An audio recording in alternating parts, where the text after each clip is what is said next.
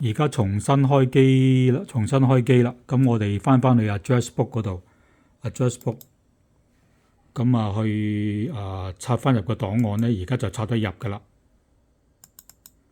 嗱，呢個 user R1就係頭先我改過個檔案。嗱，而家就插得入啦，好奇怪！我一熄咗電腦開翻就插得入，點解？你唔好問我點解，啲電腦嘢我唔識。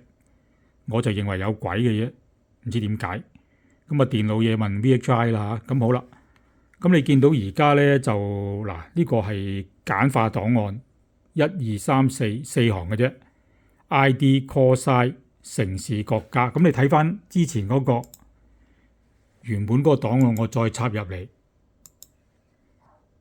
嗱，見唔見到啊？之前嗰檔案咧就有好多行嘅。咁 iRadio 認到4行嘅啫，所以之後嗰啲係冇作用嘅。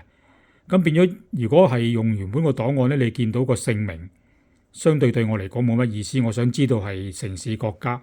咁你見到而家個總數咧，如果入晒之前個檔案個總數12,904嘅，咁 iRadio 係入唔晒嘅。iRadio 入到124幾，佢就已經 full 噶啦。咁所以咧，我就改咗個檔案。改咗個少啲資料嘅檔案，咁而家得翻4行 iRadio 就顯示呢4行 ID 啦、call size 啦、城市名、國家，咁呢4行嘢係我有興趣知道。而且第二個好處係乜嘢咧？嗱，個總數咧，呢個係變咗10274，即係話 iRadio 入得晒嘅。咁因為較早前我曾經 download 過嗰個12000個檔案。咁變咗有成幾千個咧，我睇唔到資料，淨係見到個 ID。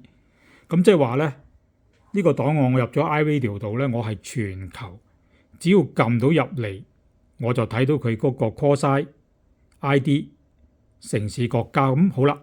咁如果香港啦，你知我哋偉大嘅香港係尊貴啲㗎啦，係嘛，有私人 ID。咁香港嗰啲邊度入咧？香港嗰啲咧其實可以喺呢度入嘅。